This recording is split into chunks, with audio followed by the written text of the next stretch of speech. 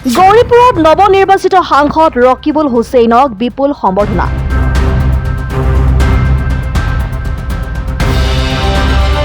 দেশৰ ভিতৰত সৰ্বাধিক ভোটৰ ব্যৱধানত জয়ী হোৱা ইণ্ডিয়া মিত্ৰজোঁটৰ ধুবুৰীৰ সাংসদ ৰকিবুল হুছেইনক শনিবাৰে গৌৰীপুৰত বিপুল সম্বৰ্ধনা জনোৱা হয়। দেৱীতোলা আৰু ৰূপহী ব্লক কংগ্ৰেছৰ উদ্যোগত গৌৰীপুৰ চহৰৰ পাব্লিক লাইব্ৰেৰীত অনুষ্ঠিত হোৱা সম্বৰ্ধনা সভাখনত উপস্থিত থাকে গোলোকগঞ্জৰ বিধায়ক চোৱাহান আলী চৰকাৰ, দক্ষিণ শালমৰাৰ বিধায়ক ৱাজেদ আলী চৌধুৰী প্ৰমুখ্যে দলৰ বিভিন্ন পৰ্যায়ৰ নেতা কৰ্মীসকল। সাংসদ ৰকিবুল হুছেইনে এইবাৰ মুখ্যমন্ত্ৰী হিমন্ত বিশ্ব শৰ্মাক অনুৰোধ জনাই ক'লে, দেশৰ ভিতৰত অসমখনক 1, 2, 3 নং ৰাজ্য হিচাপে গঢ় দিবলৈ হলে উজনি, নামনি, মধ্য অসম, পাহাৰ, ভৈয়াম সকলো অঞ্চলৰ সমবিকাশৰ চিন্তা কৰক। তেওঁ মানৱ দেহৰ লগত তুলনা কৰে ৰাজ্যখনক।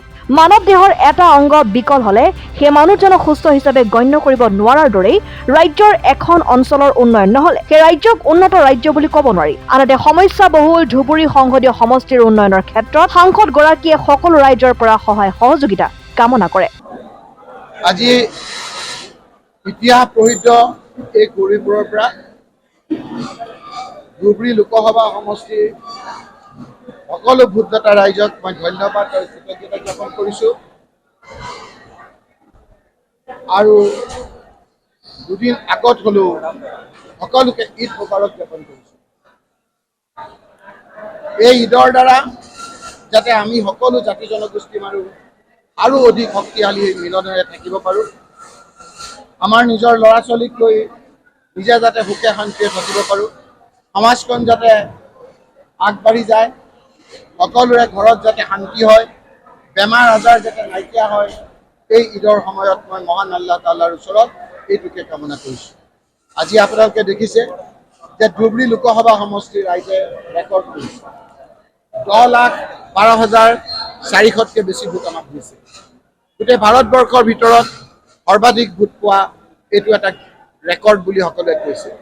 সেয়েহে মই ঈদৰ দুদিন আগতেই ইয়ালৈ আহি সকলোলৈকে মই ধন্যবাদ আৰু কৃতজ্ঞতা জনাবলৈ আহিছোঁ। এইখন কোনো সম্বৰ্ধনা সভা নহয়, এইখন কংগ্ৰেছ দলৰ কৃতজ্ঞতা সভা ৰাইজৰ। মই প্ৰেছৰ লোকসকলকো ধন্যবাদ জনাইছোঁ যে আপোনালোকে বিগত 3-4টা মাহ সঁচা ছবি দেখুৱাই আপোনালোকে ধুবুৰী লোকসভা সমষ্টিৰ বিভিন্ন সমস্যাসমূহ ৰাইজৰ চকুত যি দাঙি ধৰিলে নিৰপেক্ষভাৱে, তাৰ বাবে আপোনালোককো মই ধন্যবাদ আৰু কৃতজ্ঞতা জনাইছোঁ। আজি আপোনালোকে দেখিছে যে সমস্যাবহুল এই লোকসভা সমষ্টিৰ কাম কৰাৰ ক্ষেত্ৰত সকলোৰে সহায় সহযোগিতা কামনা কৰিছোঁ। আজি আপোনালোকে দেখিছে বিভিন্ন জাতি জনগোষ্ঠীৰে গঠিত এই গৌৰীপুৰ, এই গোলোকগঞ্জ সমষ্টিৰ সকলো শ্ৰেণীৰ ৰাইজে আমাক বৃহৎ সংখ্যক ভোট দিছে। আজি সেই ভোটবিলাক আমি যাতে তেওঁলোকৰ আশা পূৰণ কৰিব পাৰোঁ, তাৰ কাৰণে সকলোৰে সহায় সহযোগিতা আমি কামনা কৰিছোঁ। আজি আপোনালোকক মুখ্যমন্ত্ৰী ডাঙৰীয়াকো অনুৰোধ কৰিছোঁ যে বিগত ইলেকশ্যনৰ সময়ত আমি বিভিন্নজনে নিজৰ কথাখিনি ক'লোঁ, তেওঁলোকেও তেওঁলোকৰ কথা ক'লে, আমিও আমাৰ কথা ক'লোঁ। এতিয়া ৰাইজৰ কাম কৰা সময়। আজি মুখ্যমন্ত্ৰী ডাঙৰীয়াৰ ভাষাৰে যে অসমখনক আমি এখন 1 নম্বৰ, 2 নম্বৰ, 3 নম্বৰ ৰাজ্যৰ উন্নত ৰাজ্য হিচাপে পৰিগণিত কৰিব লাগে। আৰু যদি সঁচাকৈ আমি উন্নত ৰাজ্য কৰিব লাগে, তেতিয়া মই ক'ব বিচাৰিছোঁ, যদি আমি এজন সুস্থ সম্পূৰ্ণ মানুহ হওঁ, তেতিয়াহ'লে এখন হাত, এখন ভৰি যদি মোৰ পংগু হয়, তেতিয়া সম্পূৰ্ণ সুস্থ বুলি ক'ব নোৱাৰোঁ। ঠিক একেদৰে আমাৰ যদি ৰাজ্যখনৰ উজনি, নামনি, মধ্য অসম, বৰাকবেলি, পাহাৰীয়া 2খন জিলা, BTAD, মধ্য অসম, আমাৰ উত্তৰ অসম, সকলো যদি আমি আগবাঢ়ি যাব নোৱাৰোঁ একেলগে, তেতিয়াহ'লে অসমখন সামগ্ৰিকভাৱে উন্নত ৰাজ্য বুলি ক'ব নোৱাৰোঁ। সেইকাৰণে মোৰ সমস্যাবহুল এই ধুবুৰী লোকসভা সমষ্টিৰো যিবিলাক সমস্যা আছে, এই সমস্যাবিলাক সকলোৱে মিলিজুলি সমাধান কৰাৰ ক্ষেত্ৰত সকলোৰে মই আপোনাৰ সহায় সহযোগিতা আন্তৰিকতাৰে কামনা কৰিছোঁ। এজন লোকে শুনিছোঁ বিভিন্ন ধৰণেৰে কৈছে, আপোনালোকক কৈছে এইটো ধুবুৰী কথাবিলাক বহু ক্ষেত্ৰত গুৱাহাটী গৈ নাপায়গৈ। সেইদিনা মই সাক্ষাৎকাৰত কৈছোঁ, যিজন মানুহে এই কথাবিলাক কৈছে, সেই মানুহটোৱে জিগ্নেশ মেৱানীৰ কেছটো কৰিছে। তেওঁ এটা মানে প্ৰফেশ্যনেল তেনে অশান্তি কৰা লোক বুলি ভাবিছে। গতিকে যিজনে কৈছে তেওঁলোকৰ বিৰুদ্ধে চৌমতো কেছ ল'ব লাগে। আৰু যিজন মন্ত্ৰীয়ে এনেধৰণৰ কথা বতৰাবিলাক কৈছে, মুখ্যমন্ত্ৰী ডাঙৰীয়াই এজন MLA এনেধৰণৰ কথা কোৱাৰ কাৰণে তুৰন্তে একশ্যন লৈ জেললৈ পঠিয়াইছে। গতিকে যদি এনেধৰণৰ কথা কৈছে, তেওঁৰ বিৰুদ্ধে কেছ লৈ ইমিডিয়েটলি তেওঁৰ বিৰুদ্ধে ব্যৱস্থা লোৱাটো আজি সমাজখনৰ কাৰণে ভাল। বহুতে বিচাৰিছে যে উন্নয়নৰ কথা নকওঁ, সমাজত যাতে বিশৃংখল সৃষ্টি কৰে, সমাজখন যাতে ভাগ ভাগ হৈ থাকে, সমাজত যাতে ভাল বাতাবৰণ নহয়, তাৰ সেই ধুৱলি কুঁৱলী পৰিৱেশৰ পৰা তেওঁলোকে যাতে ৰাজনৈতিক মুনাফা আদায় কৰিব পাৰে, এই ষড়যন্ত্ৰ অসমৰ ৰাইজে প্ৰতিহিত কৰিব আৰু কৰিছে। যোৰহাটৰ নিৰ্বাচনৰ ৰিজাল্টটি গৌৰৱ গগৈ জিকায়। আজি মই কৈছোঁ যে অসমখন উন্নতি কৰিবলৈ হ'লে সামগ্ৰিকভাৱে গোটেই অসমখন আগবাঢ়ি যাব লাগিব, আৰু যদি গোটেই অসমখন আগবাঢ়ি যোৱাৰ ক্ষেত্ৰত কোনোবা অংগটো যদি আপোনাৰ দুৰ্বল হয়, তেতিয়া সম্পূৰ্ণ ৰাজ্যখন উন্নত হোৱা বুলি ক'ব নোৱাৰি।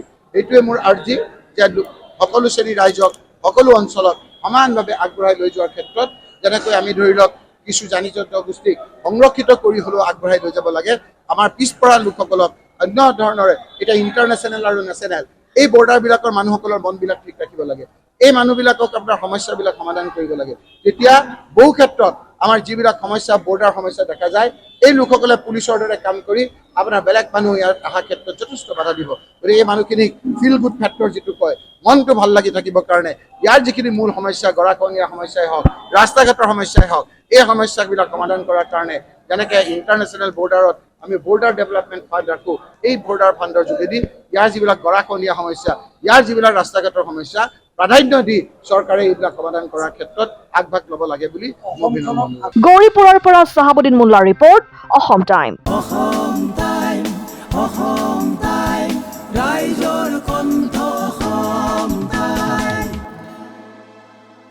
আপোনাৰ প্ৰিয় চহৰ নলবাৰীত নিজাববীয়াকৈ বসবাস কৰাৰ সপোন আছে নেকি? চহৰৰ মাজমজিয়াত মাটি কিনি ঘৰ সাজি লোৱাৰ সমস্যাই দেখা দিছে নেকি? সেই সমস্যা এতিয়া আৰু নাই। চহৰৰ মাজমজিয়াত মাটি নিকিনাকৈ নিজে ঘৰ নসজোৱাকৈ এটা বিলাসী ঘৰৰ গৰাকী হ'ব পাৰিব আপুনি। নলবাৰীত প্ৰথমবাৰৰ বাবে সেই সুবিধা আহিছে। নলবাৰীত প্ৰথমটো ৰেৰাৰ দ্বাৰা অনুমোদিত আটকধুনীয়া এপাৰ্টমেণ্ট এতিয়া চহৰৰ গোপাল বজাৰত নিৰ্মাণ হৈ উঠিছে। আটকধুনীয়া আহল বহল এপাৰ্টমেণ্ট তীৰ্থদ্বীপ এনক্লেভ।